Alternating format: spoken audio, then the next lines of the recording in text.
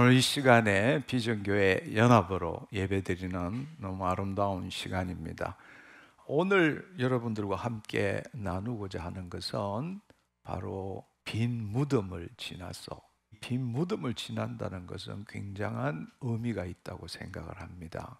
왜냐하면 우리가 부활의 참 의미를 오늘 이 시간을 통해서 우리가 깨닫고 나면 왜 빈 무덤을 넘어서가 중요한 것인가 여러분들이 알게 되기 때문입니다. 그래서 오늘은 빈 무덤을 넘어서, 이 제목이지만 이 부활의 온전한 여정이 사순절에서 오순절까지다, 이 이야기를 하고 싶은 거예요.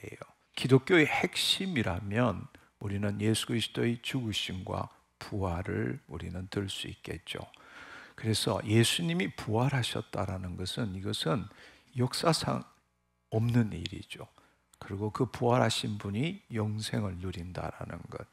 따라서 우리가 기독교의 이 복음의 핵심은 바로 예수님이 부활하셨습니다라는 것을 전하는 것이 바로 좋은 소식이라는 겁니다. 왜냐하면 우리가 예수 그리스도의 죽으심과 부활하심에 우리도 동일하게 부활의 삶을 살 수 있기 때문입니다. 따라서 이 부활이라는 것, 예수님의 죽으심과 부활이라는 것은 우리의 신앙의 본질일 뿐만 아니라 하나님 나라의 실현을 의미한다고 말할 수 있습니다. 우리가 성경에서 가장 강력하게 부활의 메시지를 전하신 분은 물론 초대교회 때 베드로도 계속적으로 예수님이 부활하셨다 말씀을 하시지만, 사도 바울이 고린도전서 15장 3장에서 3절에서 6절의 말씀에 보면 그리스도께서 우리 죄를 위하여 죽으시고 장사 지낸 바 되셨다가 성경대로 사흘 만에 다시 살아나사 게바에게 보이시고 후에 12제자에, 그 다음에 500명 형제에게도 일시에 보이셨으니, 이렇게 말씀하십니다. 그러니까 이것은 부활이라는 것이 그냥 듣는 이야기 아니라 여기에 500명 이상이 목도한 이야기라는 겁니다. 그렇기 때문에 그 당시 초대교회 모든 성도들은 바로 예수님이 부활하셨다라는 이 메시지를 계속적으로 전해갔다라는 이야기입니다. 근데 그 메시지 이면에는 우리도 예수 그리스도의 죽으심에 연합하게 되면 예수님께서 우리 안에 계심으로 인해서 우리도 부활의 삶을 살 수 있다라는 겁니다. 우리는 지금 부활하신 예수님, 그분이 다시 오기까지 2000년이 넘게 지금 기다리고 있지만, 초대교회 때는 그들은 바로 눈앞에 그분이 다시 오실 거라는 그러한 긴장 속에서 살았다는 것입니다. 따라서 그들에게 있었어의 그 심중에는 늘 예수님의 십자가와 부활이 함께 했다라는 사실입니다. 바로 그런 신앙을 가져야 합니다. 그런데 우리가 지금 전통적으로 교회에서 부활절 절기를 지키는 것은 어떤 의미에서 불균형이 있다, 이렇게 말할 수밖에 없습니다. 왜냐하면 사순절, 그러니까 이 부활절을 역산해서 사순절부터 부활절까지 40일 동안에는 그리스도의 고난과 죽음에 대해서 깊이 묵상하다가 오늘 부활절을 맞이하면 그냥 오늘 하루로 끝내버리고 만다는 것입니다. 사실은 부활 이후에 50일, 즉 오순절까지의 여정에 대해서는 우리는 거의 생각하지 않는다는 겁니다. 마치 어떤 연극을 하는데 우리가 연극에도 전개가 있죠. 기성전결 이렇게 있는데 클라이막스까지 왔다가 갑자기 그냥 천을 내려버리는, 끝내버리는, 이것이 바로 오늘날 우리가 경험하는 부활절이라는 것입니다. 바로 예수 그리스도의 죽으심과 부활은 나눌 수가 없는 것이고, 예수님이 부활하신 것이 중요한 것이 아니라 그 예수님이 부활하신 이유는 우리로 하여금 부활의 삶을 살도록 하기 위함이라는 겁니다. 근데 그 부활의 삶이 실현되는 것이 바로 오순절날 이루어진다는 것입니다. 우리가 한번 오늘 이 시간을 통해서 이 부활주의를 맞이해서 몇 가지의 질문을 우리가 함께 생각하면서 오늘 말씀을 같이 나누어 보면 좋을 것 같습니다. 예수님께서 부활하신 이유가 뭘까? 단지 자신이 신성을 지닌 존재라는 것, 또 죽음으로부터 이기시는 능력을 갖고 있다는 걸 보여주시기 위해서 부활하셨을까? 두 번째로는 이 부활이라는 것은 단지 과거의 역사적인 사건이나 미래의 소망에 그치는 것일까? 아니면 지금 예수 그리스도 안에 살고 있는 우리가 우리의 삶 속에서 경험하는 현실적인 실제인가? 이 부분도 생각해 볼 필요가 있습니다. 사순절과 부활절 이후에 이어지는 오순절까지의 여정은 어떤 의미를 지니고 있고 왜 우리는 이 부분을 간과하고 있을까? 이것도 우리가 같이 생각해 봐야 한다는 겁니다.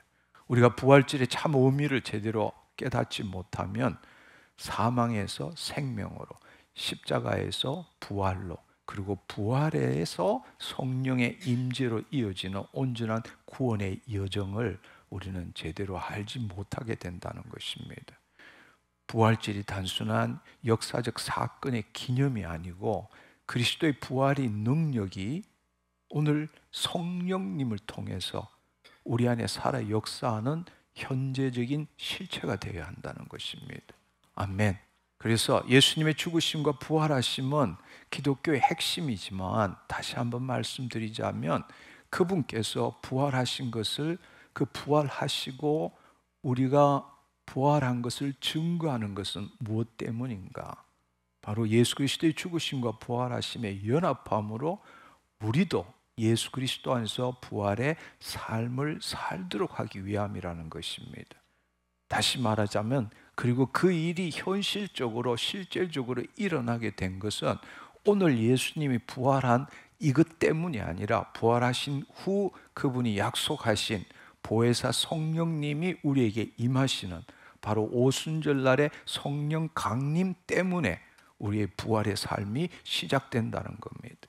따라서 우리는 이 부활절을 통해서 누구보다도 나도 부활의 삶을 살고 싶습니다 라고 소망하면서도 막상 부활절이 되면 그냥 부활한 예수님을 기념한 그걸로 끝내버리고 그 다음부터는 크리스마스 준비한다는 거예요. 얼마나 모순적인 일입니까?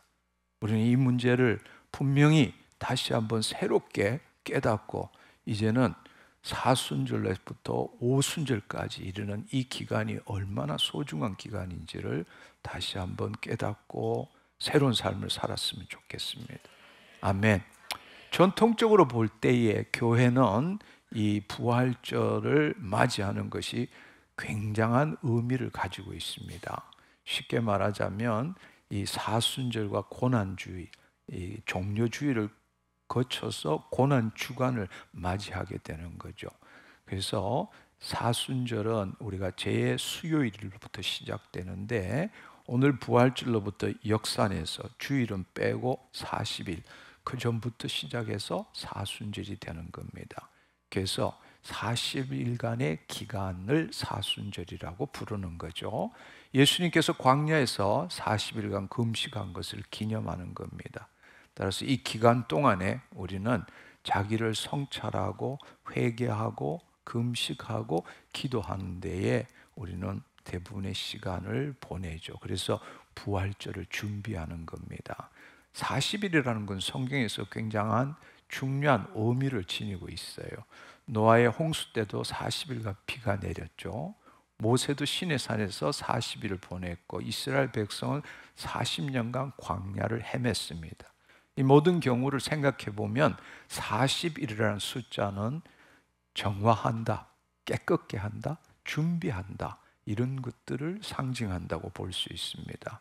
마찬가지로 사순절의 40일은 우리 자신을 정화하고 부활의 신비를 맞이할 준비를 하는 시간이다 이렇게 볼 수 있을 것 같습니다. 그래서 이것이 이제 마지막 예수님이 십자가를 지시고 부활하는 이것을 고난주간이라고 말하죠. 지금 이번 주가 고난 주간이었고 오늘이 부활절이 되는 겁니다. 그러면 지난 주일을 뭐라고 부르느냐? 종려주일이라 그러죠. 그러니까 부활절 직전 주일을 종려주일이라고 합니다. 예수님의 예루살렘 입성을 기념하는 거죠. 그 다음부터 이 고난 주간이 시작되는데 다 너무나 소중하고 거룩한 일이기 때문에 성월요일에서 수요일까지 이야기합니다. 성월요일부터 수요일까지는 예수님의 마지막 가르침과 또 예수님께서 예루살렘에서 행하신 사역을 우리가 묵상하는 그런 시간들입니다. 그 다음에 성목요일이라고 그러죠. Maundy Thursday라고 이야기하는데 바로 목요일 날 예수님이 십자가를 지시기 전날 최후의 만찬을 하시고 새 계명을 제자들에게 주는 거죠. 내가 너희에게 새 계명을 주노니 너희가 서로 사랑하라. 내가 너희를 사랑한 것처럼 너희도 서로 사랑하라는 말씀을 주시는 것이 성목요일입니다. 그리고 성금요일, Good Friday라고 이야기하죠. 십자가의 고난과 죽음을 깊이 묵상하는 것이고 토요일 날, 성토요일 날 어제겠죠. 그러면 침묵과 기다림의 시간을 보내는 거. 마침내 죽으신 지 사흘 만에 오늘 부활하시게 되는 겁니다. 이 부활의 준비, 부활절을 준비하는 영적 의미를 보면 한마디로 말하면은 우리의 중심성에서 그리스도의 중심성으로 바꾸는 그런 기간을 부활을 준비하는 기간이다 이렇게 말할 수 있겠죠. 빌립보서 3장 10절의 말씀에 보면 내가 그리스도와 그 부활의 권능과 그 고난에 참여함을 알고자 하여 그의 죽으심을 본받아라고 말씀하십니다. 이것이 바로 부활절을 준비하는 데 가장 합당한 성경 구절이 아닐까 생각합니다. 여기 보면 부활의 권능과 그 고난에 참여함을 알고자 하여 그의 죽으심을 본받아. 우리가 그 고난을 참여한다라는 것은 바로 예수님께서 당신을 포기하는, 자기를 부인하고 자기 십자가를 지는 그것도 우리가 고난으로 생각할 수도 있고, 예수님께서 복음을 전하시면서 사람들에게 당한 고난도 고난이라고 우리가 볼 수 있겠죠. 그렇다면 우리는 그 두 가지를 같이 우리가 묵상해 나가는 겁니다. 예수님은 왜 우리를 위해서 십자가를 지셨을까? 그리고 우리는 매일매일 살아가면서 그 예수 그리스도의 복음 때문에 당하는 고난이 뭘까? 내 잘못 때문에 당하는 고난이 아니고 예수님의 그 십자가, 그 복음을 전하기 위해서 당하는 고난, 이것도 우리가 함께 생각해 봐야 된다는 것입니다. 예수님께서는 누구든지 나를 따라오려거든 자기를 부인하고 자기 십자가를 져라고 말씀하셨습니다. 사순절은 바로 자기 부인의 시간이기도 하고 자기 십자가를 지는 시간이기도 하고 그렇습니다. 바로 그것이 예수 그리스도의 죽으심에 연합한다라는 의미죠. 우리가 예수님의 십자가 사건과 부활의 사건을 우리가 다시 한번 생각해 보면 예수님이 십자가에 죽으셨다는 의미는 뭘 의미하는 것일까? 우리가 지난 사순절 동안에 또 이 고난 주간 동안에 한번 우리가 뭘 묵상했는지 다시 한번 생각해 볼 필요가 있습니다. 첫 번째로 예수님이 죽으셨다라는 것은 우리의 죄를 대속하셨다라는 거죠. 우리의 죄를 대속하셨습니다. 하나님이 죄를 알지도 못하는 일을 우리를 대신하여 죄로 삼으신 것은 우리로 하여금 바로 예수 그리스도 안에서 하나님의 의가 되게 하려 하심이니라.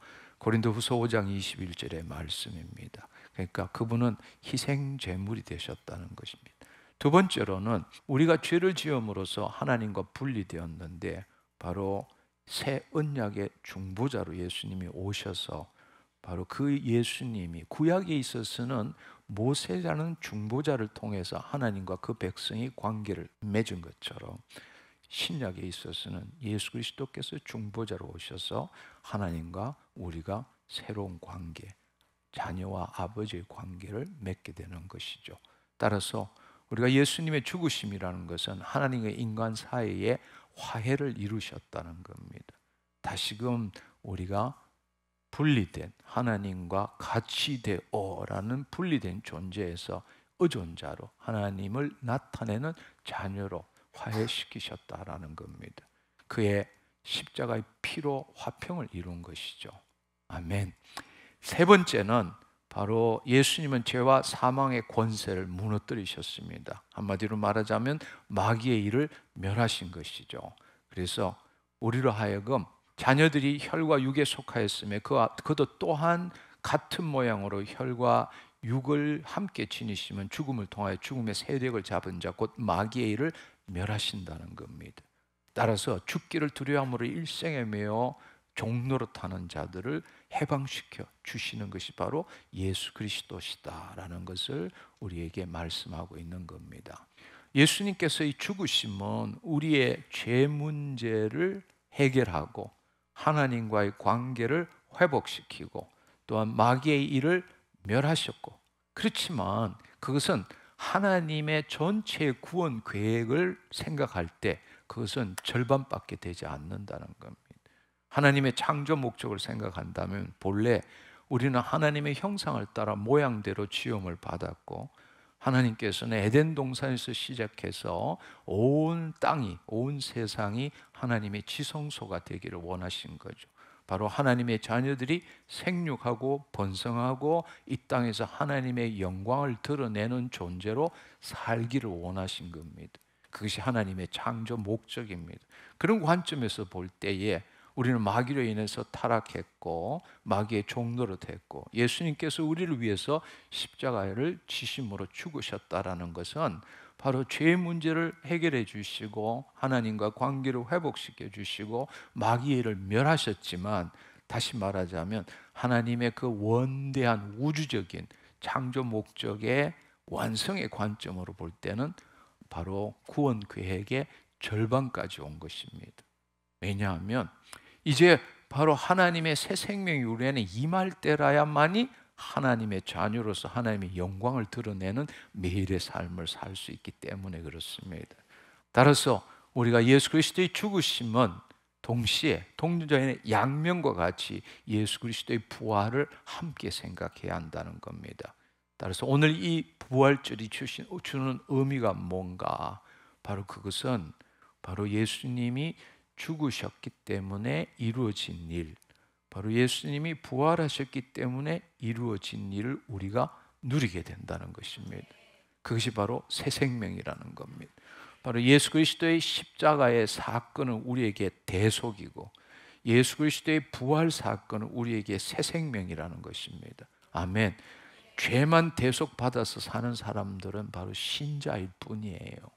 열심히 자기가 노력하고 애써서 구원받겠다라는 겁니다.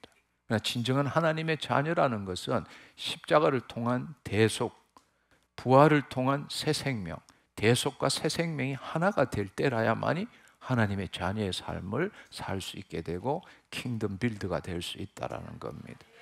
이 부활의 메시지를 가장 정확하게 알려주는 구절을 들라하면 오늘 우리가 함께 봉독했던 로마서 6장 4절 5절의 말씀입니다. 이것은 너무 소중한 말씀이기 때문에 우리 다시 한번 읽어보도록 하겠습니다.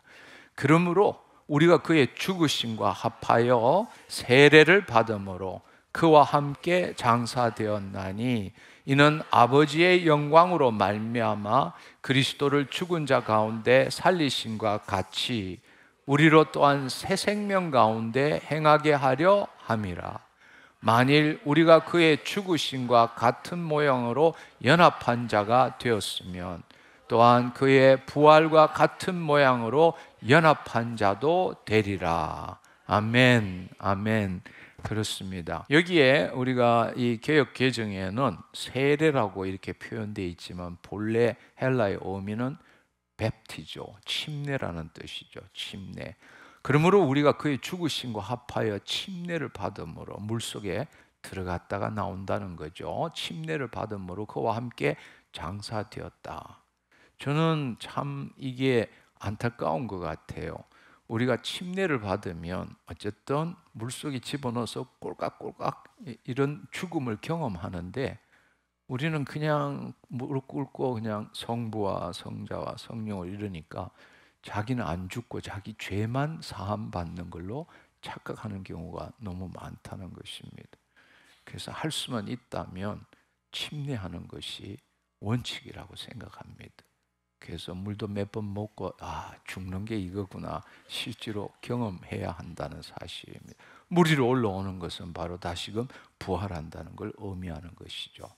여기서 우리가 그의 죽으심과 합하여 침례를 받음으로 그와 함께 장사되었다라는 것은 예수님이 죽으심에 연합함으로 우리의 옛자가 죽었다라는 거죠. 우리가 그와 함께 장사되었다라는 것은 바로 우리의 옛자가 죽었다는 겁니다. 그리고 여기에 보면 아버지의 영광으로 말미암아 그리스도를 죽은 자 가운데 살리신과 같이 아버지의 영광으로 말미암아 성령님께서 죽은 예수 그리스도를 다시 부활시킨 것입니다. 우리가 그께 침례를 통해서 죽고 다시 물 위로 올라올 때 우리도 또한 새 생명 가운데 행하게 하려 함이니라. 이게 얼마나 놀라운 말씀인지 몰라요. 이게 새 생명이라는 것은 뭔가 하면 새 생명이라는 것은 바로 카노테디 조에스라는 뜻입니다. 카노테디라는 건 카이노스라는 뜻이에요. 시간이 관계가 아니라 질적으로 틀린다는 의미입니다. 조에는 하나님으로부터 나오는 영적 생명을 의미하는 겁니다. 비오스 이러면 인간의 생명, 육체를 가진 자의 생명이지만 여기에 있는 조에, 이 조에스라는 것은 이 생명이란 것은 하나님으로부터 주어지는 생명입니다. 그러니까 완전히 질적으로 틀리는 생명이 우리한테 임했다라는 겁니다. 그것이 바로 물과 성령으로 거듭났다라는 뜻이죠. 새로운 피조물이 되었다는 것입니다. 따라서 우리는 그 예수 그리스도와 함께 장사되었다라는 것은 옛사람, 옛자, 옛본성이 없어졌다는 뜻이고 바로 새 생명 가운데 있다는 것은 하나님의 영이 임함으로 인해서 이제는 새 사람이 되었다는 겁니다. 할렐루야. 예수 그리스도 안에 새로운 피조물일 뿐만 아니라 예수 그리스도 안에 하나님의 하나님의 자녀가 되었다라는 겁니다. 따라서 우리가 산다라는 것은 오늘 이 시간에 예수 그리스도를 믿고 산다는 것은 바로 예수 그리스도의 죽으심과 부활하심이 우리 안에 있어야 되는 거예요. 그리고 그 생명 가운데서 행한다. 그 말은 뭔가? 내가 죽었다. 옛사람이 죽었다. 새 사람이 되었다. 그리스도를 나타내는 삶을 산다. 아멘. 그것이 바로 행하게 하려 함이라는 뜻입니다. 만일 우리가 그의 죽으심과 같은 모양으로 연합한 자가 되었다. 이때 연합한다라는 뜻은 뭔가 하면 연합한다라는 것은 접붙이다는 뜻이 함께 자라다. 하나 되어 자라다. 연합한다는 의미가 그거예요. 우리가 접붙임을 받는다. 그래서 그 생명으로 살아가는 것이죠. 그러니까 하나가 되어서 자라간다라는 뜻이 연합한 자가 된 겁니다. 그러니까 그 말은 예수 그리스도의 죽으심과 부활하심에 접붙여서 그분의 죽으심도 누리지만 그분의 부활하심도 누린다는 겁니다. 그것은 단 한 번의 사건이 아니라 우리가 바로 성령님을 통해서 바로 우리가 새 생명을 누린다라는 것은 성령님은 언제나 우리를 십자가로 인도하시고 십자가는 언제나 우리를 성령님으로 인도하신다는 겁니다. 우리가 살아있는 동안에 그분의 바로 죽으심과 부활하심에 연합한다라는 것은 그 예수님을 믿는 언제 내가 예수님을 믿었던 그 당시 그 사건으로 끝나는 것이 아니라는 겁니다. 늘 우리 안에는 그분의 죽으심과 부활하심이 함께 한다는 겁니다. 그래서 그의 죽으심과 같은 모양으로 연합한 자가 되었으면 그의 부활과 같은 모양으로 연합한 자도 되리라. 이것은 미래적인 의미를 나타내는 거죠. 그 말은 우리가 연합한 자가 되었지만 앞서도 말씀드린 것처럼 영혼 몸 전부가 연합된 게 아니고 영만이 연합된 거란 말이에요. 그렇기 때문에 우리가 혼의 구원을 이루어가는 삶을 끝까지 살아갈 때 그분이 부활한 영성체로 부활하신 것처럼 우리도 그와 같은 모양으로 연합된다. 부활의 몸을 입게 된다. 할렐루야. 따라서 이것은 우리가 예수 그리스도의 부활과 연합하고 난 다음에 어떻게 매일매일의 삶을 살아가야 되는지를 분명하게 보여주는 너무나 소중한 말씀이라는 겁니다. 이 말을 한마디로 다시 말씀드리자면, 첫 번째로는 그와 함께 장사되었다라는 것은 그리스도와 연합되었다, 죄에 대한 죽음, 옛사람에 대한 죽음을 의미하는 거고, 두 번째로는 새 생명 가운데서 행한다. 우리는 이제는 영으로 살아야 되지 육신으로 살아서는 안 된다는 이야기입니다. 그래서 육체에 져서 육신의 종로로 타는 것이 아니라 그리스도 안에서 영으로서 몸의 행실을 죽여간다. 매일매일 성령과 말씀으로 새로운 육체를 경험한다. 예수 그리스도를 우리의 몸을 통해서 나타낸다. 이 삶을 살아야 한다는 겁니다. 아멘. 그것이 바로 하나님 나라의 삶이고 하나님 자녀의 삶입니다. 그렇게 살 때에 미래적인 구원의 완성을 나타내는 거죠. 바로 그의 부활과 같은 모양으로 연합한 자도 되리라 라는 것은 미래적인 이야기입니다. 바로 구원의 완성이고 부활의 몸을 입게 된다, 이 뜻을 의미하는 것입니다. 한마디로 말하자면 십자가 부활은 나눌래야 나눌 수 없는 이야기입니다.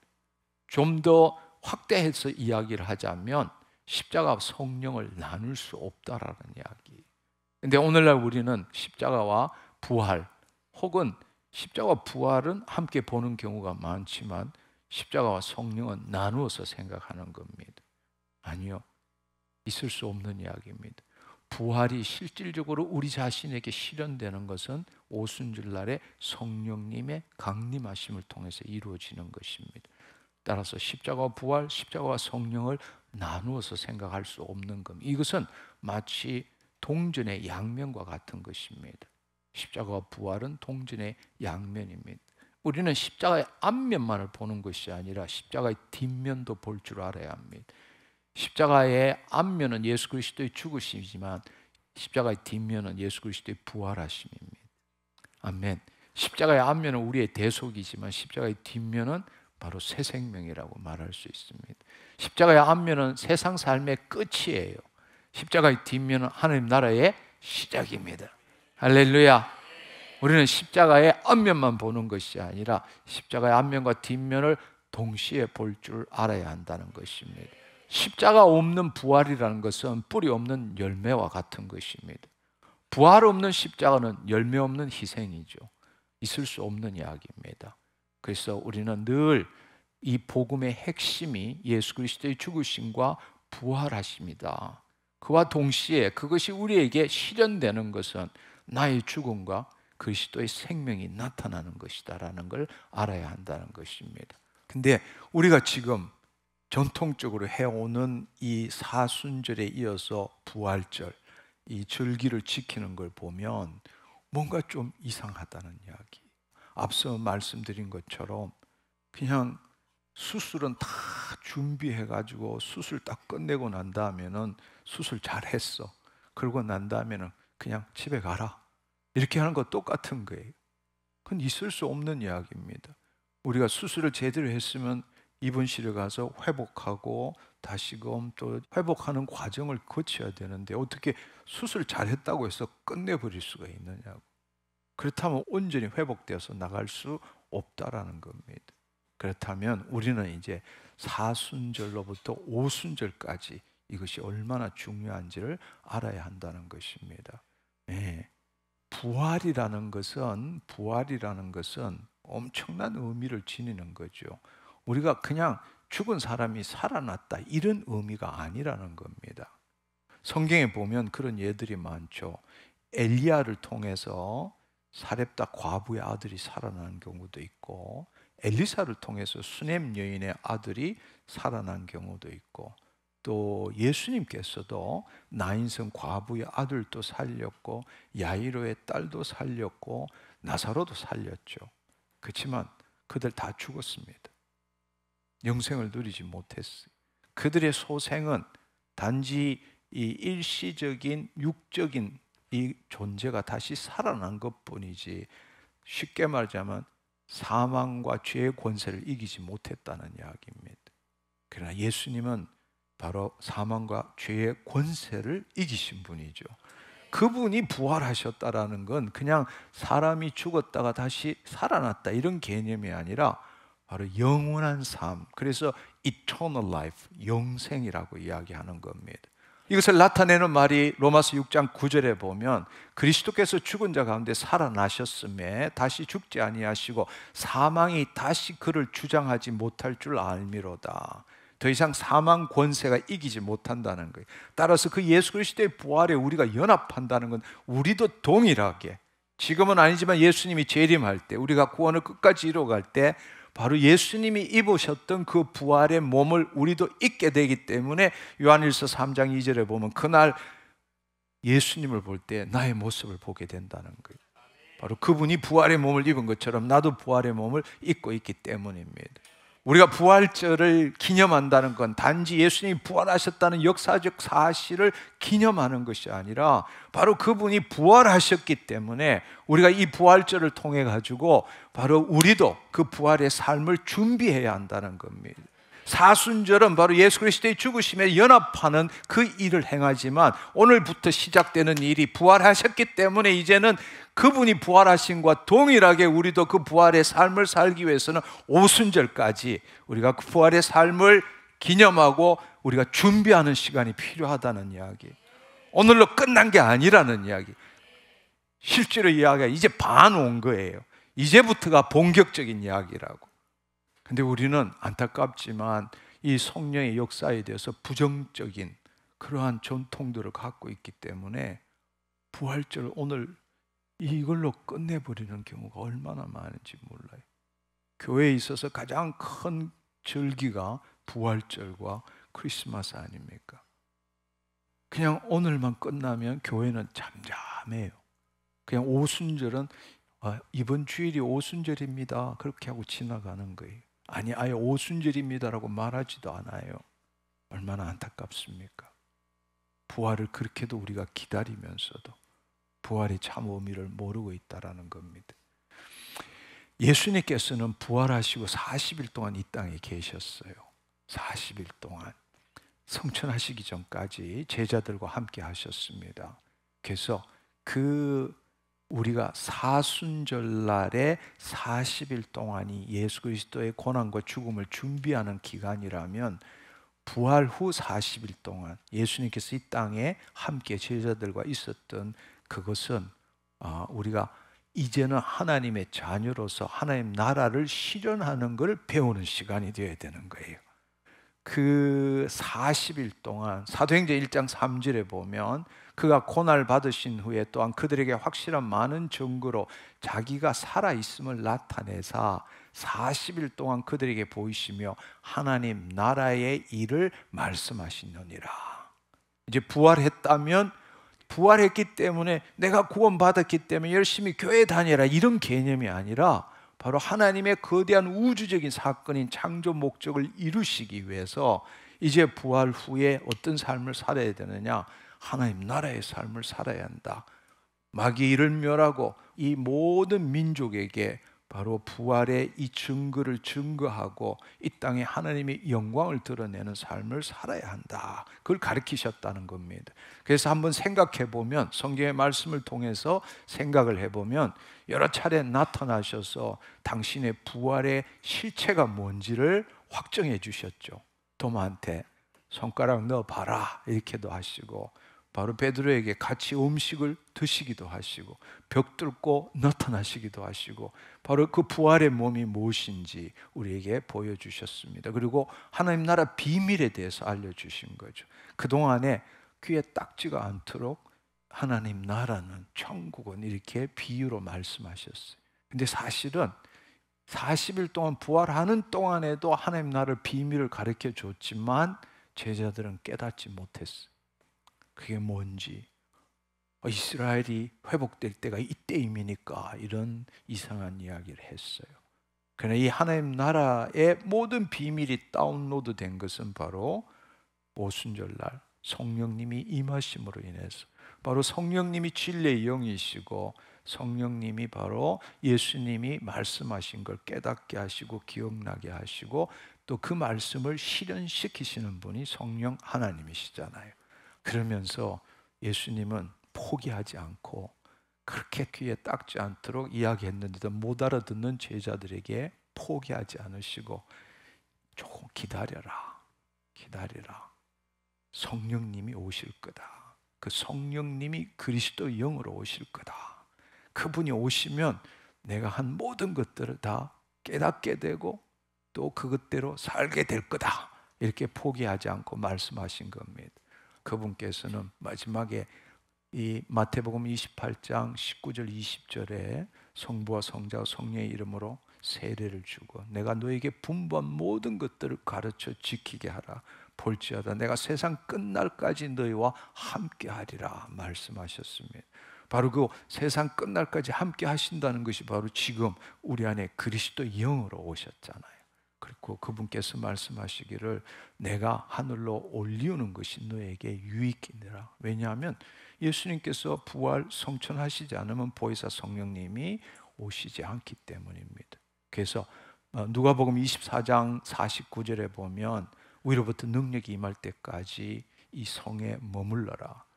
바로 예수 그리스도를 믿는 자들을 로마 군인들이 잡아서 죽이려고 애쓸 때도 두려워하지 말고 바로 예루살렘에 머물러라. 그러니까 엠마오로 가는 두 제자도 다시금 예루살렘으로 오지 않았습니까? 왜냐하면 예수님께서 성경의 모든 말씀을 알려주셨기 때문에. 그래서 120문도들이 마가의 다락방에서 기다리고 있었죠.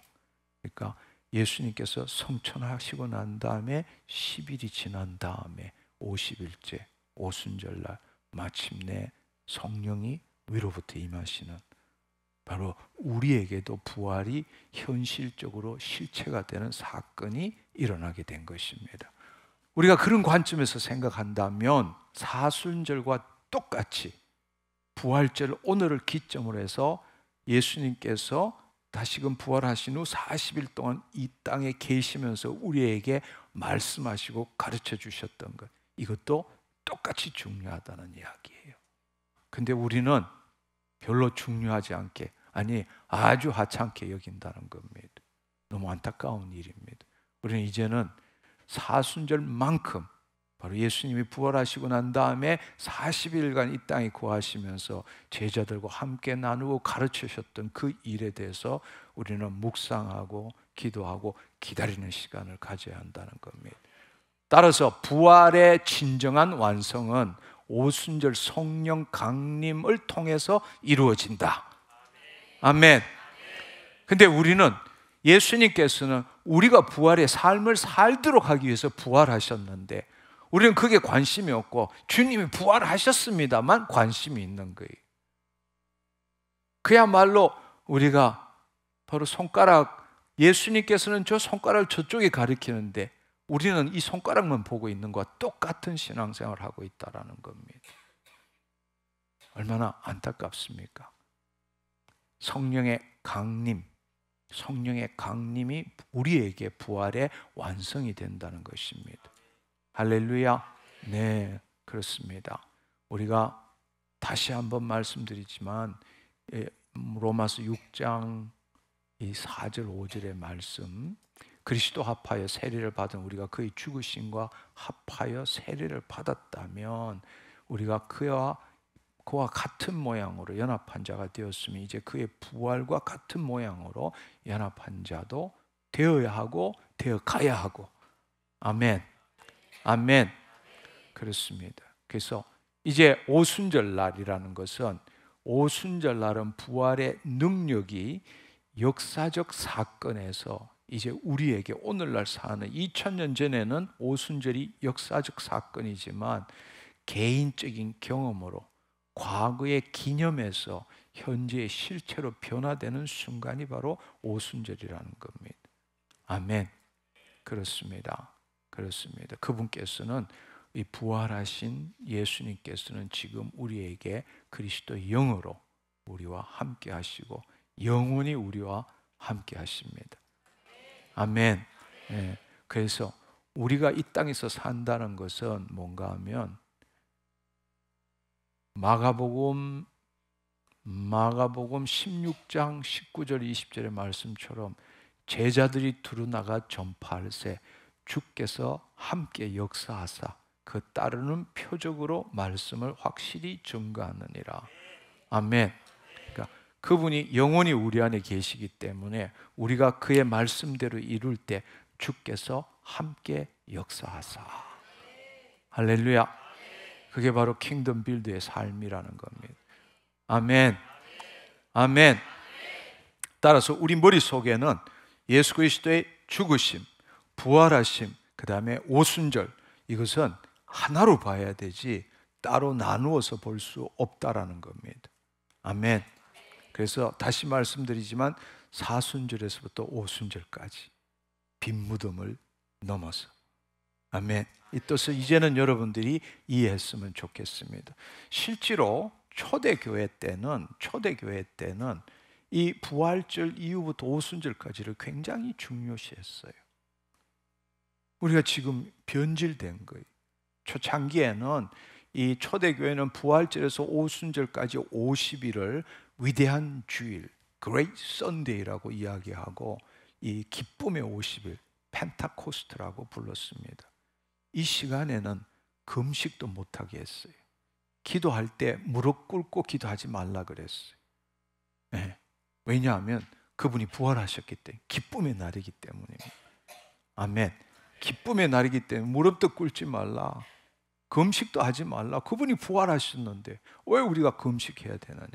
할렐루야. 그리고 이 오늘 우리가 찬양했던 이런 할렐루야와 같은 찬양들을 많이 했습니다. 네, 그분이 부활하셨습니다. 하나님께 영광 올려드리는 거예요. 그리고 우리는 뭘 기다립니까? 우리도 부활합니다.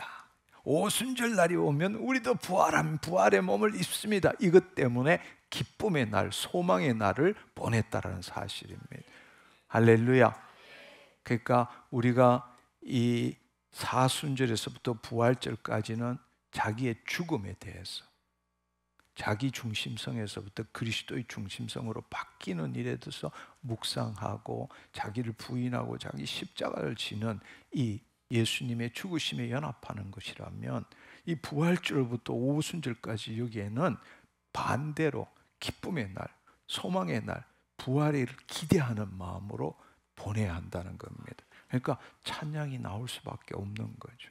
예수님이 부활하셨습니다. 이 말은 그 예수님이 부활한 게 중요한 게 아니라 그분 안에 있는 나도 부활하게 됩니다. 이게 중요한 거잖아요. 할렐루야. 아멘.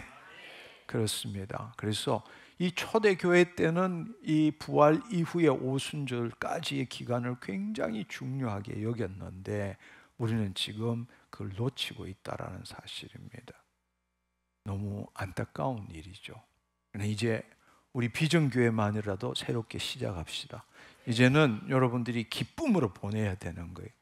부활의 소망을 가져야 되는 거예요.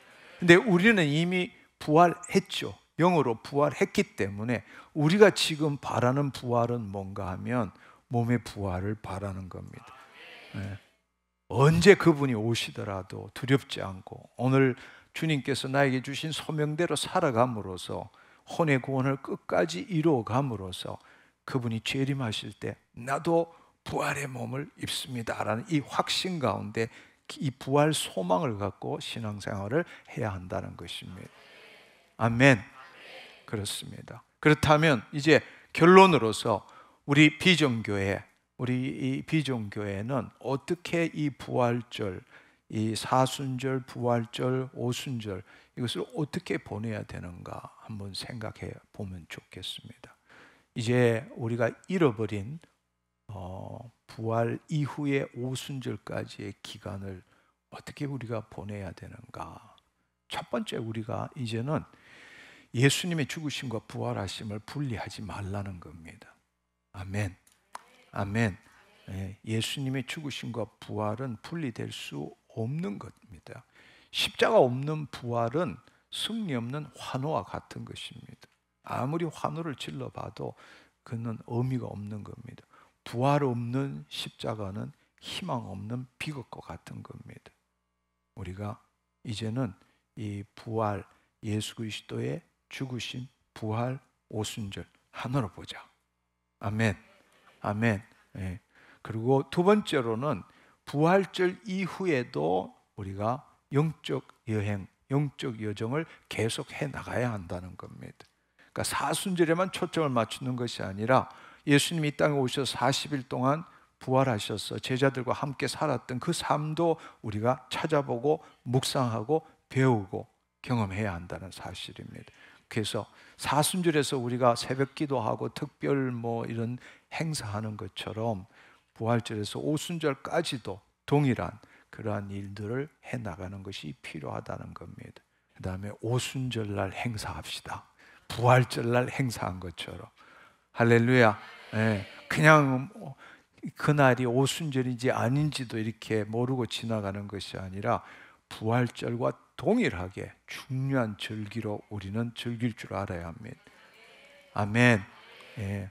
왜냐하면 초대교회는 그렇게 했거든요. 왜냐? 우리의 구원 사역이 완성된 것이 현실적으로 실현되는 게 바로 오순절 날이기 때문에 그렇습니다. 우리가 그날을 소중하게 여기고 다양한 행사를 우리 나름대로 만들어서 했으면 좋겠습니다. 아멘. 그렇다면 우리가 정말로 이제 마지막으로 하나 더 생각해야 될 것은 성령의 역사와 성령의 역할, 너무나 소중하게 여길 줄 알아야 합니다. 우리가 하나님의 영이 없다면 그리스도인이 아니지만 우리가 하나님의 영의 인도함을 받는 삶을 사는 자만이 하나님의 아들이라 일컬음을 얻으리라 말씀하셨습니다. 따라서 하나님의 이 영, 성령님, 오늘 이 시간 그리스도 영으로 우리 안에 있는 그분의 인도함을 받지 못하는 삶이라는 것은 결국 거짓자로 사는 삶일 수밖에 없다는 겁니다. 내가 예수 믿고 하나님 영이 내 안에 계시지만 그 하나님의 영의 생명적으로 영적으로 연결됨 없이 여전히 내가 주체가 되어서 사는 삶을 살 수밖에 없다는 겁니다. 그래서 정말 중요한 것은 성령의 인도함을 받는 삶입니다. 바로 하나님 나라의 삶을 사는 거죠. 그래서 아직도 여러분 중에 환영합니다 성령님 이 책 공부 안 해보신 분 있다면 그 책 가지고 다시 공부하십시오. 그것의 가장 마지막이 뭐냐? 능력, 열매. 이거보다 더 중요한 것은 매일매일 매 순간 어떻게 성령의 인도함을 받는 삶을 살 수 있는가, 그 부분에 대해서 자세하게 써놓았기 때문에 여러분이 그 책 가지고 다시 공부하면 좋겠습니다. 아멘. 그리고 그 부활의 능력이 우리의 일상에서 어떻게 나타나는지를 매일 경험해야 한다는 겁니다. 하나님의 개입하심, 하나님의 나타나심, 그것을 경험하지 못하는 삶은 너무나 안타까운 삶이죠. 안타까운 삶입니다. 매일매일 삶 속에서 내 능력이 아니라 하나님의 사랑과 지혜와 능력이 나타나는 탁월한 삶을 우리는 경험할 줄 알아야 합니다. 아멘. 아멘. 예. 그래서 우리는 부활절을 오늘 이후로부터 오순절까지 우리가 바로 그런 삶을 훈련하고 체험하고 간정하고 이런 시간이 절대적으로 필요하다라는 겁니다. 그래서 오늘 이 시간을 통해서 우리가 빈 무덤을 넘어서 그 의미가 뭘 의미하는지를 여러분들이 다시 한번 깨달았으면 좋겠습니다. 그래서 부활절의 참 의미는 사순절에서부터 오순절까지다. 이걸 여러분들이 알면 좋겠습니다. 오늘 마지막으로 오늘 여러분 옆에 한 작품이 있습니다. 이 작품을 통해서 부활절의 의미를 다시 한번 되새기고자 합니다. 이 작품은 백석대의 어느 교수님이 만든 작품인데 우리 HTM의 사역자이신 우리 홍길이 권사님이 첫 국민연금을 받게 되어서 그걸 하나님께 드리는 의미에서 며칠 전에 지난 화요일 날에 이 작품을 사서 HTM에 기증을 했어요. 네. 그런데 내가 며칠 동안 부활절 메시지를 준비하면서 하나님이 이 부활절 메시지를 이 작품을 통해서 전하라고 하시는구나, 이걸 깨닫게 됐어요. 바로 왜 이때 왜 이때 부활절을 앞두고 이런 일이 일어났을까? 아마 그 교수님도 잘 모를 거고 이 기정한 홍길이 권사님도 잘 모르지만 나는 부활절 메시지를 준비하면서 바로 오늘 이때를 위함이 아닌가 이런 생각이 들었어요. 그래서 이 작품의 의미를 다시 한번 새기면서 여러분들이 오늘 이 부활절 오늘 들은 메시지가 여러분이 한번 듣고 내주 되면 지난주에 뭐 했지가 아니라 여러분 안에 평생 여러분이 기억하고 또 기념하고 기대하는 삶을 살았으면 좋겠습니다. 아멘. 이거 별로 크지 않아요. 여러분 마음 이 가슴 안에 확 집어넣으면 돼. 할렐루야. 무슨 말인지 이해하시겠어요? 예, 이거 별로 크지도 않습니다. 이거 오늘 이 시간 이걸 본 사람 다 그냥 싹 여러분 안에 집어넣으면 좋겠습니다. 지금 우리는 보면 이 작품을 이 통을 우리 자신으로 생각할 수도 있고 또 좀 더 깊게 이야기하자면 우리의 심중을 의미한다고도 볼 수 있습니다. 그래서 그런 의미에서 여러분 안에 넣으라는 이야기예요. 아멘. 우리가 지금 우리의 심중, 우리의 내면 안에 있는 이 심중 안에 있는 십자가를 보고 있다. 이렇게 한번 생각해 보십시오. 우리는 지금 십자가의 앞면만 보고 있는 겁니다. 이게 자세히 잘 나올는지는 모르지만 이 작품을 만드신 이 작가분이 이 십자가를 아주 깨끗하게 하나로 만든 게 아니에요. 여러 가지 조각을 덕지덕지 붙여서 십자가가 아주 멋있고 깨끗한 게 아니라 또 하나 쇠, 여기 하나, 여기 이렇게 해서 덕지덕지해서 십자가를 만들었어요. 그래서 십자가 깨끗하지 않죠. 이렇게 너들너들한 것처럼 이렇게 보입니다. 여러 가지를 붙여서 십자가를 만들었다는 것입니다. 더 놀라운 사실은 여러분 뒷면에 거울이 있어요. 뒷면에 거울이 있는 겁니다. 그것은 뭔가 하면 십자가의 앞면뿐만 아니라 뒷면도 볼 수 있다는 사실입니다. 더 놀라운 사실은 바로 이 십자가를 통해서 내 얼굴까지도 볼 수 있다는 이야기. 무슨 말인지 이해하시겠어요? 십자가를 통해서 그냥 볼 수 있는 게 아닙니다. 우리가 거울을 보면 그냥 내 얼굴을 볼 수 있지만 이것은 십자가를 통해서 내 얼굴을 보게 된다는 사실입니다. 우리가 이 사실을 가지고 한번 우리의 삶에 적용해 보면 좋을 것 같습니다. 앞서 우리가 다시 봤던 로마서 6장 4절 5절의 말씀을 보면 우리가 그리스도와 첫 번째로는 그리스도와 연합한 거죠. 옛사람이 죽은 것입니다. 바로 그 옛사람이 죽었다. 그 말은 뭔가 하면 우리 안에 십자가가 있다라는 이야기입니다. 십자가는 결코 언제 한번 내가 예수님이 죽으신 그 죽음을 내가 믿은 걸로 끝나는 게 아니에요. 그 십자가는 영원히 내가 그리스도 안에 있는 동안 영원히 함께 하시는 겁니다. 아멘. 그래서 우리가 이 십자가를 가졌다는 건 옛사람이 죽었다라는 거죠. 죄에 대해서 죽었다. 옛사람이 죽었다. 따라서 십자가가 있다라는 사실은 새 생명 가운데 행하는 것입니다. 그럴 때 우리는 죽게 되는 거예요. 우리는 죽게 되는 거라고.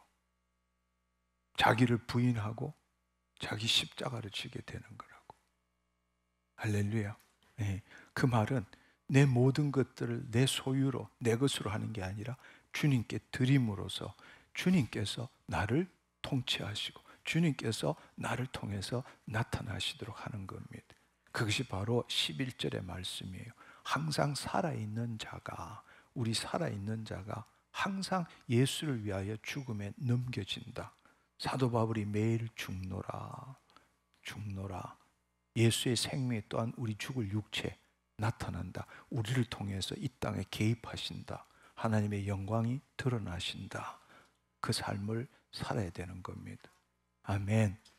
그렇습니다. 십자가가 더러워지면 더러워질수록 덕지덕지 뭔가 많이 붙으면 붙을수록 사실은 내가 온전해지는 거예요. 그것이 바로 예수 그리스도의 은혜입니다. 얼마나 놀라운 역설입니까? 그러나 그분이 바로 그 일을 위해서 죽으시고 부활하신 겁니다. 할렐루야.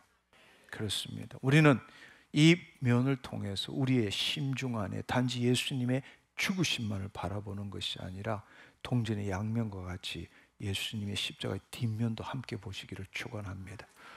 아멘. 바로 그 예수 그리스도의 죽으심과 부활하심이 우리 안에 있을 때에 바로 우리가 그 십자가의 앞면과 뒷면을 통해서 우리 얼굴을 볼 때에 우리가 지난주에 함께 나눈 것처럼 고린도후서 3장 18절의 말씀처럼 수건을 벗은 얼굴로 거울을 보는 것까지 주의 영광을 보매 그와 같은 형상으로 변화하여 영광에서 영광으로 일어나니 곧 주의 영으로 말미암느니라. 저는 여러분들이 바로 여러분의 심중에서 나오는 바로 하나님의 영광을 보기를 축원합니다. 여러분이 이 십자가를 통해서 여러분 그 거울을 볼 때 여러분의 꾀째째한 그 얼굴이 아니라 하나님의 영광이 보이기를 축원합니다. 아멘. 아멘. 그렇습니다. 그렇습니다. 저는 오늘 이 시간에 이 부활절 통해 가지고 이 사순절에서 오순절 여러분이 기억하시면서 저는 이 작품을 여러분의 심중 안에 지금 집어넣기를 원합니다. 할렐루야. 할렐루야. 아멘. 그리고 고린도서 4장 10절 11절을 묵상하는 시간을 갖기를 원합니다. 한 주 동안 고린도서 4장 10절 11절 우리는 죄의 본질에 대해서 죽었지만 죄의 세력에 대해서는 여전히 싸우고 있는 중입니다. 바로 뭘 통해서? 예수 그리스도의 십자가와 성령님을 통해서. 할렐루야. 그 삶을 매일매일 살아가도록 합시다. 그렇게 하고 여러분 기억하십시오. 여러분이 이걸 마음에 넣었다면 여러분은 십자가를 통해서 거울을 보십시오. 수건을 벗고 보십시오. 왜냐하면 수건은 거짓자이기 때문입니다. 내 자신의 거짓자를 내려놓고 볼 때에 하나님의 영광을 보게 됩니다. 따라서 여러분 하나님의 영광을 나타내는 삶을 살기를 축원합니다. 아멘. 당신 안에 하나님 영이 있기 때문에 하나님의 그 영으로 말미암아 당신 얼굴을 통해서 하나님 영광이 드러난다는 사실입니다. 매일매일 킹덤 빌드의 삶을 살아가도록 합시다. 아멘. 오늘 이 시간에 우리 함께 기도했으면 좋겠습니다. 모든 비전교회 우리 사랑하는 성도 여러분들 우리 같이 함께 기도했으면 좋겠습니다. 오늘 정말 엄청난 예수님이 부활하신 부활절입니다. 그러나 더 중요한 것은 예수님이 부활하신 이유는 우리로 하여금 부활의 삶을 살도록 하기 위한 것입니다. 오늘 이 시간을 통해서 여러분 다른 것 모든 것보다도 그냥 이 지금 있는 작품을 여러분의 심중에다 심었으면 좋겠습니다.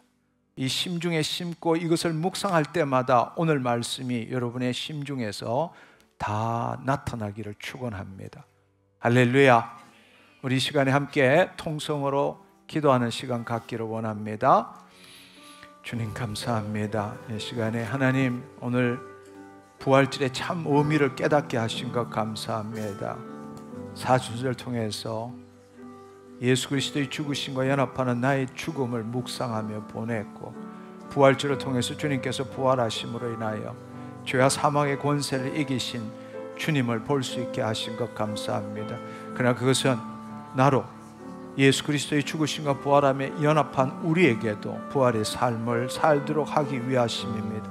그것은 바로 부활절을 지나서 오순절날 예수 그리스도께서 약속하신 성령님이 우리에게 임하시는 그날인 것입니다. 우리는 다시 한번 이 부활절을 기점으로 사순절뿐만 아니라 부활절 이후에 오순절로 가는 그 기간 동안에도 기대하고 주님이 행하셨던 일 기억하고 주님 기념하고 기대하는 삶을 살기를 원합니다. 우리가 지금 부활했지만 주님이 재림하시는 그날 우리의 영혼 몸이 온전히 부활하는 것을 소망하며 오늘 하루도 예수 그리스도의 십자가와 부활을 통하여 승리하는 삶을 살아가기를 원합니다. 오늘 이 시간 이 작품을 통해서 내 심중에 심어 놓습니다. 주여 아버지 하나님, 내가 예수 그리스도의 죽으심을 짊어집니다. 왜냐하면 예수의 생명이 내 육체에 나타나도록 하기 위함입니다. 그러나 우리가 영의 구원을 받았기 때문에 혼과 몸의 구원을 이루어가는 동안 내가 날마다 죽겠습니다. 주여 아버지 하나님, 그 죽음을 통해서 주여 아버지 생명이 내 온몸을 통치하고 나타나는 자녀의 삶을 살게 하여 주옵소서. 그렇게 살 때마다 아버지 하나님, 그 십자가의 뒷면을 통해서 내 모습을 바라볼 때에 하나님의 영광을 볼 수 있는 내가 되었음을 예수 그리스도의 이름으로 선포합니다.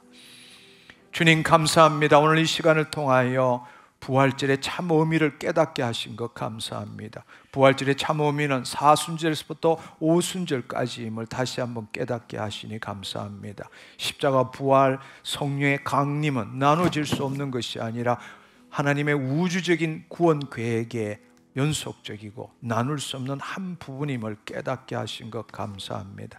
이제 아버지 하나님, 오늘 이 시간에 아버지께서 특별히 허락하신 이 작품을 통해서 이 작품을 내 심중에다가 고스란히 심겠습니다. 주여 아버지 하나님, 이제는 십자가의 앞면뿐만 아니라 뒷면을 볼 수 있게 하신 것 감사합니다. 십자가의 앞면은 주님의 죽으심이고 그것은 나의 대속이며, 십자가의 뒷면은 부활과 아버지 하나님의 성령의 강림이시며 그것은 나에게 새 생명입니다. 주님, 나는 늘 한쪽만 치우친 신앙생활을 했습니다. 이제는 주여 아버지 하나님, 그 예수의 죽으심을 내 몸에 짊어지겠습니다. 바로 그 예수의 생명이 내 육체에 통하여 나타날 수 있기 때문입니다. 그러나 내가 그 부활하심의 연합함으로 인하여 내 영이 새롭게 되고 예수 그리스도 안에 새로운 피조물이 되었지만 이제 구원을 이루어가는 삶을 살아야 합니다. 그 삶 가운데 나는 늘 아버지 내 혼과 몸이 죄짓고 삶을 고백합니다. 그러나 그럼에도 불구하고 내가 하나님의 자녀이기에 하나님, 나의 죄와 죄악과 연약함과 모든 질병을 날마다 주님께 드리는 삶을 살겠습니다. 그렇게 함으로써 내 자신을 부인하고 내 십자가를 짐으로 그리스도께서 내 몸을 통치하시고 나타나는 그 매일에 승리하는 삶을 살기를 원합니다. 주님, 그 삶을 사는 동안에 그 십자가의 앞면과 뒷면을 통해서 내 얼굴을 볼 때 수건을 벗은 얼굴로 거울을 본 것 같이 하나님의 영광을 보는 내가 되었음을 예수 그리스도 이름으로 선포합니다. 그 이름 바로 그 성령님이 우리 안에 계시기 때문입니다. 날마다 내 얼굴이 더 빛나게 하여 주옵소서. 예수님의 그 십자가의 앞면과 뒷면을 통과함으로 인하여 내 얼굴이 더 빛나게 하여 주옵소서. 영광으로 영광에 나아가는 내 삶이 되게 하시고, 주님이 부르시는 그날 내가 가장 영광스러운 날, 주님께 가장 영광을 올려드리는 날이 되게 하여 주옵소서. 감사드리옵고 예수님의 이름으로 기도드립니다. 아멘. 아멘. 주님 감사합니다.